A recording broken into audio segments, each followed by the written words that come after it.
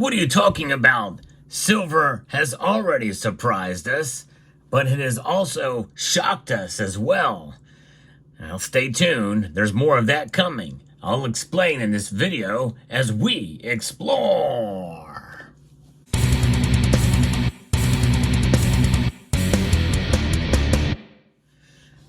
The silver market is something that is very hard to pin down.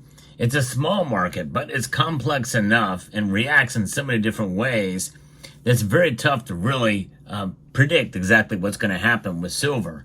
It's mere luck or circumstance that we get it right. Most of the time we get it wrong, and myself included. My track record has not been very good on predicting silver prices in the 4 years that I've made year-end predictions.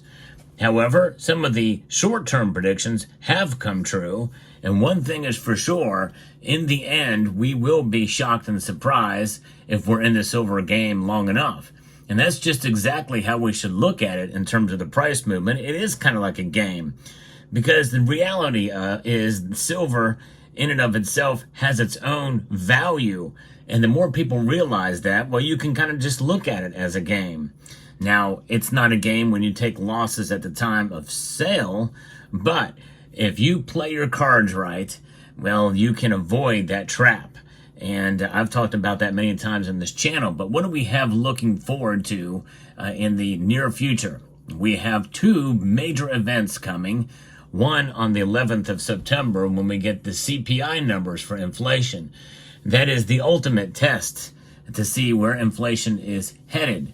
And my guess is it's probably going to be somewhere right around where it is now, or maybe a little bit lower, but not a whole lot lower.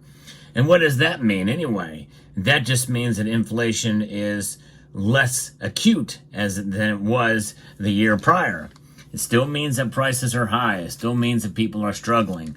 But this is just losing value a little bit less than it was the year before. The target for the Federal Reserve is 2% inflation. Inflation, indeed, it still is.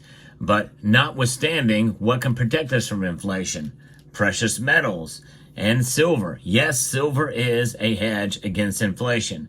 I know some of you don't believe that, but when it does bear itself out to be true, especially if you buy it utilizing simple dollar cost averaging techniques. And I like to enhance it a bit too, to give yourself a little bit of an edge. And I'll talk a little bit about that here later in the video, as I've discussed previously. But let's just focus a little bit about what we've got coming up. The CPI numbers, and if that does occur, that could change the calculus for what the Federal Reserve is going to do in terms of rate cuts. We know they're coming. Everybody believes, everybody that participates in the survey for the target, they believe the probabilities for a rate cut are 100%. Yes, I would be shocked and surprised if they didn't cut at all, and we know they're not going to raise rates. In reality, they probably should leave them where they're at or raise them a quarter point. But a quarter point cut is going to have a negligible impact other than the initial shock, and that's kind of where we're going with this. The initial shock of that rate cut will have on precious metals, but in terms of the economy, it's going to be fairly negligible. And it's not going to be felt probably for another month or two. But what about a half-point cut? Well, that would create a huge shock and surprise for silver.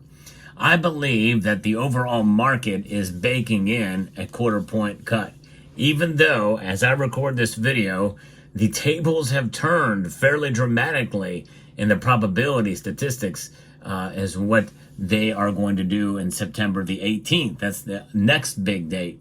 September the 18th will end the Fed meeting where they will tell us what the rates are. And the reason why this is here is it's pointing up to higher prices. That's the clue that silver is probably going to go higher. Really, no matter what they do, as long as they raise rates. So I think that if they raise rates a quarter point, there's 55% of participants believe now that they're going to lower rates a quarter point, not raise rates. But that will cause the price of silver, I think, to maybe creep back up to $29 or $30 an ounce. I think some of the data that we've been getting, some of the statistics, and some of the idea of the dollar's strength, that's where a lot of the psychology is in the markets, and that has been bearing down on silver pretty hard. So I think that will weaken the dollar to a point where we could recapture the losses we've been seeing. I forget who it was, but somebody had mentioned on the channel that there's a kind of a crushing of silver's price, and then when an actual rate cut comes, well, it barely recaptures the gains that are already had just in the past couple of weeks. So we're kind of back to square one again. That's kind of the way the markets work. Psychology is baked in there, and it's really hard to make sense of it. You can't. It's illogical. But that's the way the silver market works. We try to pass it off on price suppression, and there could be some of that, but I think most of it is natural market psychology. Now, that's 55%. 45%, a growing number now. Man, it's 10 percentage points between being a 50-50 split here. It'd be very fascinating to see what happens over the next couple of days. But they believe it's going to be a half-point cut, a 50 basis point rate cut. And that will have, I think, a profound impact on gold and silver. I think so. In this case, I think silver will wildly outperform gold in the short term, in the coming days of the initial shock of this, which would be a pleasant surprise if that occurs. But that's one scenario I want to play out in terms of what the market could do. That's bullish, essentially, for either scenario. Silver goes up either way. However, I'm going to throw another situation out there that would be a shock to most of us out there, and that is the idea that silver could actually fall. That's right, go down. Let's turn this upside down. Downwards if we see the markets take a turn after the Federal Reserve lowers rates a quarter point. Because of the baking in of the system and other economic data that could come out, and that could strengthen the dollar fund for one reason or another. That could actually cause the stock market to go up and lift the dollar up with it. And then we're talking about a downward movement for precious metals. Because think about it, a quarter point rate cut, how is that going to affect your mortgage? How is that going to affect your credit card rate? Very little. It's going to have very little impact on your interest rate on your credit card. So it's so nominal that it may not have the impact as we think it should, because this will be the pivot that has been talked about now for over a year in this community. Well, it's going to be coming. It's going to be here very soon. That could be quite a shock and surprise. But I'm going to tell you here in this video right now that we should prepare for such a venture as that. Lower silver prices with lower rates. That doesn't make sense on the surface, but based off what I just described, that is a possibility that that very well could come down the pipe because of the baking in and because of what could come that could strengthen that dollar. The dollar is king here, folks. Everything moves based off the dollar's perception in the world. Yes, its influence is waning, but only slightly. Think about it. Of all the currencies out there, 58% of transactions internationally are done with this, down from 72% in 2002. But still, that's close to 60%. And it's going to take a lot more to knock it down a couple of pegs, even with the pressure that we're seeing right now. De-dollarization is really a very minute, kind of like death by 1,000 cuts. And we're only a couple hundred cuts in, if that. So think about that. I think that's the thing we have to understand and realize. This is a very powerful tool. It's a debt instrument. It is fiat. It is a cotton linen fiber note that all it does is it's based off of faith. Faith in fiat. And sadly, I hate to say it, but all of you have faith in it too. I've got faith in it. In fact, we wouldn't be able to buy precious metals if we didn't. Every single bullion dealer has faith in it. I did see an online advertisement by one of the bullion dealers that says cash is trash. And I just laughed at that ad because it's like, well then why are you accepting cash for precious metals? This is why you'll never hear me say on this channel that cash is trash and it's fake money. It's not fake money.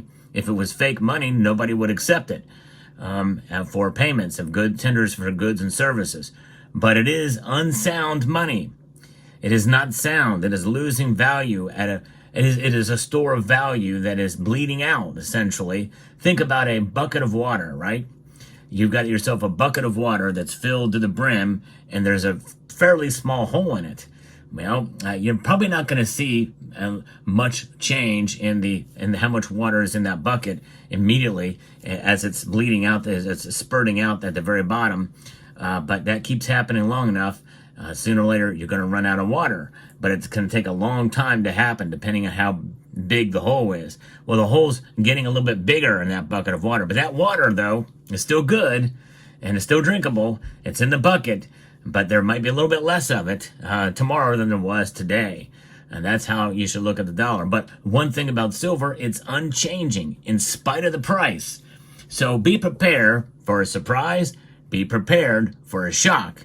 But one thing is for sure, we can rest assured that silver is indeed sound money and has survived epochs, generations, nation states, cultures, empires, countries, ideologies. Silver holds true to what it has been for thousands of years and what it shall continue to be. And for that, I am happy that I have some in my portfolio, and I hope you are as well too. This video's purpose is to encourage you through all market movements and to realize that silver is indeed sound money and it has stood the test of time.